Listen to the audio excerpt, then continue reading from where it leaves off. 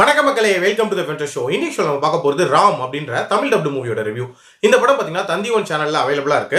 இந்த படம் நாட்டுப்பற்ற மையமா வச்சு அமைக்கப்பட்ட ஒரு கதை அப்படினே சொல்லலாம். அதாவது டெரரிசம் அப்படின்ற ஒரு விஷயத்தை ஒழிக்கணும் அப்படின்றதுக்காக போராடக்கூடிய தந்தை மற்றும் மகனின் கதை அப்படினே சொல்லலாம். ஆக்சுவலா இந்த படத்தோட ஸ்டார்டிங்லேயே தந்தையான சூரிய பிரகாஷை காட்டியிருப்பாங்க.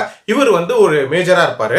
இவர் ஒரு டெரரிஸ்டுக்கு அகைன்ஸ்டா ஃபைட் பண்ணும்போது இறந்து போயிடுறாரு. இவரோட கனவே டெரரிஸ்ட் ஃப்ரீ இந்தியா அப்படின்ற ஒரு விஷயம் தான். அந்த கனவு தன்னோட மகன் நிறைவேற்றுவான் அப்படின்ற மாதிரி அவருக்கு ஒரு ஆசை இருந்திருக்கும். பட் ராம பொறுத்த வரைக்கும் பாத்தீங்கன்னா தன்னோட தந்தையோட மறைவு அப்படின்றது அவரை பெருசா பாதிச்சிருக்கும். இதனால டிஃபென்ஸ் போர்சஸ் மேலேயே அவருக்கு ஒரு விதமான வெறுப்பு அப்படின்றது இருக்கும்.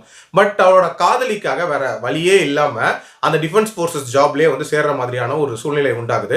அதுக்கப்புறம் அவர் என்னென்ன மாதிரியான சேலஞ்சஸை ஃபேஸ் பண்றாங்க, அவருக்கு அந்த நாட்டுப்பற்று வந்ததா இல்லையா, டுவர்ட்ஸ் அந்த மிஷனை பண்ணி முடிச்சாரா இல்லையா அப்படின்ற மாதிரி நிறைய விஷயங்களை சொல்லக்கூடிய ஒரு படம் தான் இந்த படம். எனக்கு இந்த படத்துல பிடிச்ச விஷயம் அப்படின்றது கண்டிப்பா ஹீரோவோட டிரான்ஸ்ஃபர்மேஷன் அப்படின்னு சொல்லுவேன். ஆரம்பத்துல இந்த ஜாப் மேல சுத்தமா இன்ட்ரெஸ்டே இல்லாம இருப்பாரு.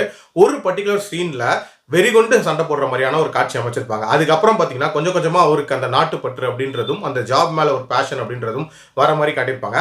அது கிரியேட் ஆகிறதுக்கு முக்கியமான காரணம் அப்படின்றது பானுச்சந்தரோட கேரக்டரா இருக்கும். ஆக்சுவலா இவர் நம்ம ஹீரோவோட அப்பாவோட ஃப்ரெண்டா இருப்பாரு. இவரும் மேஜரா இருப்பாரு. இவரோட வேர்ட்ஸ் தான் இவரை மாத்துது அப்படின்ற மாதிரி காட்டியிருப்பாங்க. அது மட்டும் இல்லாம தானியா பாலகிருஷ்ணனும் ஒரு பர்டிகுலர் இடத்துல பேசக்கூடிய டைலாக் அப்படின்றது நல்ல நாட்டுப்பற்ற வளர்க்கக்கூடிய ஒரு டைலாகா தான் இருந்துச்சு அப்படின்னு சொல்லுவேன். ஆல்சோ இந்த படத்தோட ஸ்டன் சீக்வன்சஸ் அப்படின்றதெல்லாம் தரமா இருந்துச்சு. நிறைய கன் ஃபைட்ஸுமே இருக்கும். அது எல்லாமே ரொம்ப நீட்டாவே எடுத்திருந்தாங்க. ஓவரால் ஒரு நாட்டுப்பற்று மிக்க ஒரு படம் எடுக்கணும் அப்படின்ற மாதிரி முயற்சி பண்ணிருக்காங்க. பட் என்ன பிரச்சனை அப்படின்னா அந்த நாட்டுப்பற்று அப்படின்றது அளவா இருந்த வரைக்கும் ஓகே, ரொம்ப ஓவர் டோஸா போனதுக்கு அப்புறம் மட்டும் ஒரு விதமான திகற்ற மாதிரியான ஒரு ஃபீல் வந்துருச்சு அப்படின்னே சொல்லலாம். ஒரு சில இடங்கள்ல கிரிஞ்சான ஃபீல் அப்படின்றதுமே இருக்கதான் செஞ்சுச்சு. உதாரணத்துக்கு சாய் குமார் அவரோட போர்ஷன் அண்ட் அவரோட முடிவு அப்படின்றதெல்லாம் கொஞ்சம் கிரிஞ்சா தான் இருந்துச்சு அப்படின்னு சொல்லுவேன். அதே மாதிரி இந்த படத்தோட லவ் போர்ஷன் எல்லாம் பாத்தீங்கன்னா ஏகப்பட்ட டைம் நம்ம பார்த்த மாதிரியான ஒரு சீக்வன்ஸா தான் இருக்கும். அதாவது ஹீரோயின் டாக்டரா இருப்பாங்க.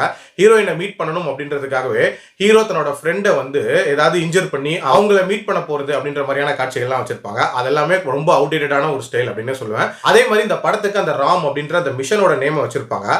பட் ஆக்சுவலா அந்த மிஷன் அப்படின்றது அடுத்த பார்ட்ல தான் காட்டவே போறாங்க. பட் எதுக்கு இப்போ வச்சாங்க அப்படின்ற ஒரு கேள்வியும் இருக்கதான் செஞ்சுச்சு.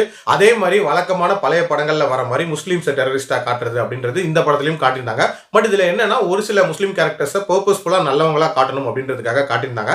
பட் ஸ்டில் இந்த மாதிரி டெரரிஸ்டா காட்டுறது அப்படின்றத கொஞ்சம் தவிர்க்கலாம். என்ன பொறுத்த வரைக்கும் ஒரு ஆவரேஜான படம் தான். என்னோட ரேட்டிங் இந்த படத்துக்கு 2.5 அவுட் ஆஃப் 5. அடல் கண்டென்ட்லாம் இல்ல. டைம் இருந்தா ட்ரை பண்ணி பாருங்க. மீண்டும் மருத்துவ விமர்சனத்தில் சந்திக்கிறேன். நன்றி, வணக்கம்.